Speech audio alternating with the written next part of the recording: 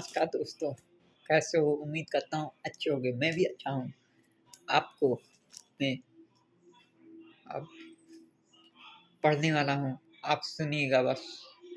यानी मेरा ये चैनल है वर्क एंड मोटिवेशन।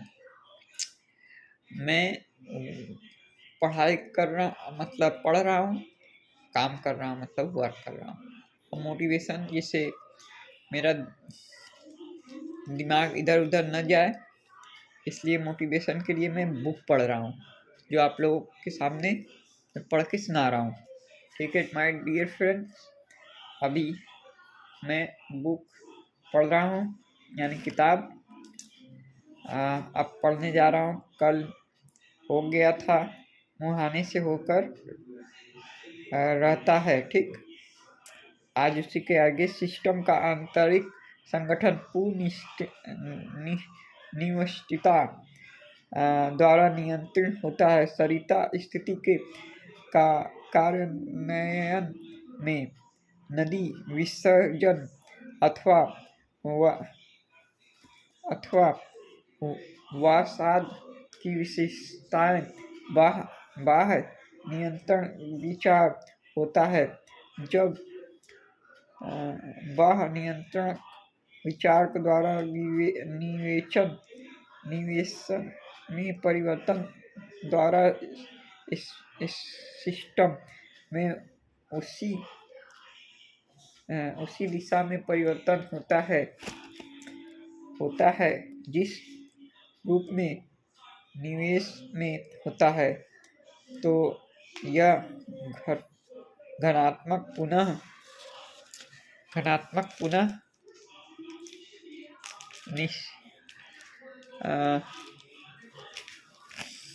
सॉरी दोस्तों,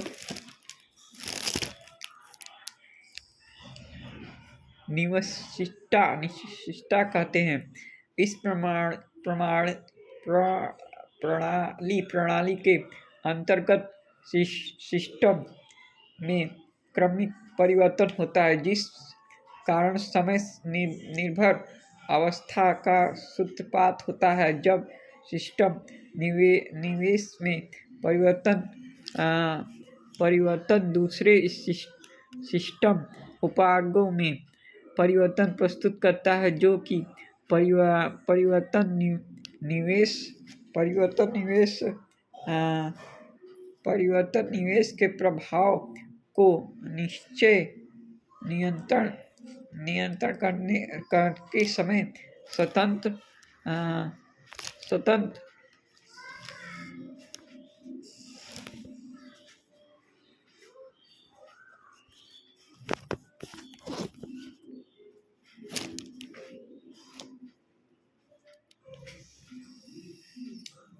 सॉरी दोस्तों, क्षमा चाहता हूँ।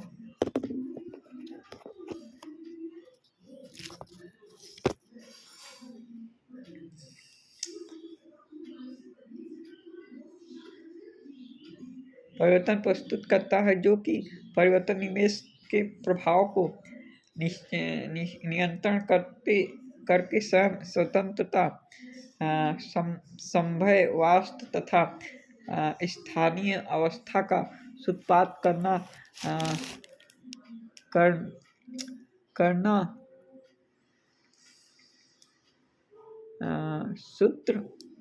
करता है। तो उससे ऋणात्मक पुनः निवशिष्टता कहते हैं। इस तरह स्पष्ट है कि ऋणात्मक पुनः निवेशिष्टता वाला विविध सिस्टम अपने आप में स्वयं नियंत्रण होता है। सॉरी दोस्तों, पृथ्वी का समस्त भूपृष्ठ भाग एक विस्तृत सीमा का प्रारूप है, जिसमें पदार्थ की आपूर्ति पटली विरूपण या जलवायुमुखी क्रिया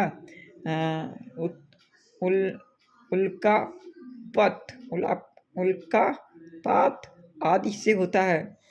ऊर्जा, सूर्य विकिरण, गुरुत्वाकर्षण, पृथ्वी के घनात्व घनत्व गुणात्मक जड़त्व आंतरिक ऊष्मा जटिल विष्ट आदि से प्राप्त होता है। विविध सिस्टम के कार्यान्वयन के समय जबकि अनाच्छादनात्मक प्रक्रम चट्टानों का अपरदन करते हैं तथा प्राप्त पदार्थों को कहीं अन्यत्र निक्षेपित करते हैं। स्थित अवस्था बनी रहती है। परिवर्तन परिणाम स्वरूप स्थल रूढ़े में परिवर्तन नहीं होती है। यद्यपि भूभाग में अपरदन द्वारा अंतर आता जाता है, अतः ऊर्जा भी खर्च होता है।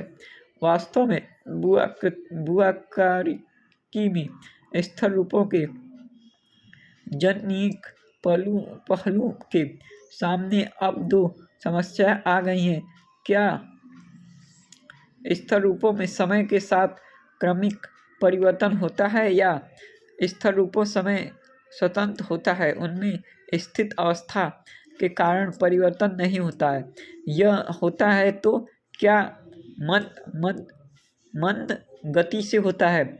वास्तव में अभी तक दूसरी विचारधारा के समर्थक अपने विचारकों की पुष्टि के लिए समुचित तर्क तथा प्रमाण नहीं जुटा पाया।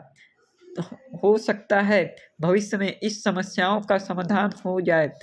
भूआकृतिक मॉडल 1950 से भूआकृतिक समस्याओं के अध्ययन तथा समाधान के लिए मॉडल का प्रयोग किया जा रहा है। भूआकृति के क्रमबद्ध विचारकों का 3 परस्पर संबंध प्रारूपों में अध्ययन किया जा सकता है। प्राकृतिक अनुरूप सिस्टम, अभू सिस्टम तथा सामान्य सिस्टम। ठीक, पहला है प्राकृतिक अनुरूपक सिस्टम में अंतर। हम भू आकार की किसी भी घटना का निरूपण उसके समय या अनुरूप किसी ऐसे प्राकृतिक सिस्टम के संदर्भ में करते हैं जो साधारण तथा अधिक चिरपरिचित होता है। ठीक, इसे 2 भागों में विभाजित किया गया है। ऐतिहासिक प्राकृतिक, पहला है ऐतिहासिक प्राकृतिक अनुरूप सिस्टम तथा स्थलीय प्राकृतिक अनुरूप सिस्टम। प्रथम प्रकार के अंतर्गत यह अवधारणा बनाई जाती है कि भू आकृतिक घटना का समय नियंत्रण अनुक्रम में अपना निश्चित स्थान होता है। यह अवधारणा एक संकल्पना तथा आधारित है कि जो घटनाएं अतीत में घटित हुई हैं वे फिर घटित होंगी या पिछली घटनाओं का वर्तमान प्रारूप से संबंध आवश्यक है। घटना हटन की वर्तमान भूत की कुंजी है। वर्तमान भूतकाल की कुंजी है की संकल्पना वर्तमान के आधार पर अंतित से संयोजा जा सकता है, अर्थात वर्तमान प्रक्रमों एवं स्थल रूपों के आधार पर विगत स्थल रूपों को भली भांति समझ जा सकता है। प्रक्रम माने पुराना, मतलब जो चीज़ बहुत पहले से है। ठीक, और स्थल कृति यानी स्थान जो बना हुआ है पहले से। स्थल हुआ जैसे मंदिर हुआ, जैसे किला हुआ, ये सब स्थल क्रियाओं से आधारित है। प्राकृतिक अनुरूप मॉडल का उदाहरण है। स्थलीय निकट अनुरूप मॉडल का निर्माण एक क्षेत्र के दूसरे क्षेत्र की तुलना में के आधार पर इस अवधारणा के साथ किया जाता है कि जिस मौलिक वस्तु का स्थान विशेष पर विश्लेषण किया जाता है उसके अनुरूप दूसरे क्षेत्र की वस्तु के विषय में अधिक तथा विश्वस्त जानकारी प्राप्त है। जॉनसन का घट तट तथा किनारे का वर्गीकरण पेन का भौतिक प्रदेश की संकल्पना स्थलाकृतिक प्रकार आकार जनक प्रदेश आदि इस तरह के मॉडल के उदाहरण हैं। जैसे आप समझ लीजिए पर्वत पठार मैदान से बने घाटी नदी, ये सब स्थल रूपों और भौतिक प्रदेशों के प्रमाण है। इस भौतिक सिस्टम इस उपागम के अंतर्गत समस्त भाग को कई उपागों में विभाजित करने, प्रत्येक उपागम के कार्यान्वयन तथा पारस्परिक क्रिया का अलग अलग अध्ययन करके सभी उपागों के संश्लिष्ट करने समस्या भाग का अध्ययन किया जाता है। यह विज्ञान पद्धतिक परिमाणात्मक समस्याओं पर आधारित है। इसके अंतर्गत 3 मॉडल आते हैं: हार्डवेयर मॉडल, गति मॉडल तथा प्रयोग डिजाइन मॉडल। भू आकारिकी में हार्डवेयर मॉडल का उपयोग अत्यधिक सीमित रहता है, क्योंकि धरातल पर स्थलाकृति में विभिन्नता तथा जटिलताएं इतनी अधिक है कि प्रयोगशाला में इन जटिलताओं का समुचित कठिनाई कार्य है। बेर्नार्ड का सिद्धांत संचलन पर पवन सुरंग पर्यवेक्षण का मॉडल तथा भूमि का पथ अवयव उत्थान स्थलाकृति के आपाधात्मक आकार तथा स्थल रूपांतरण संबंधी मॉडल इस तरह के हार्डवेयर मॉडल की कतिपय उदाहरण है। गति मॉडल समीकरणों का एक महत्वपूर्ण रूप होता है, जिसमें वस्तुओं, बलों, घटनाओं मतलब घटाना आदि के स्थान पर गणितीय विचारक प्रचल तथा स्थलांतरों का प्रयोग किया जाता है। गणितीय मॉडल 2 तरह के होते हैं: डिटरमिनिस्टिक यानी निश्चयवाद तथा स्टोकेस्टिक यादृच्छिक मॉडल।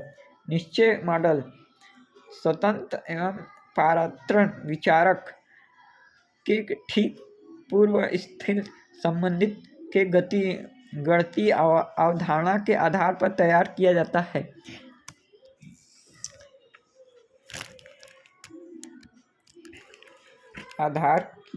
ठीक है दोस्तों, इसी के साथ मैं ये चैप्टर समाप्त करता हूँ। अगले कल पढ़ूँगा।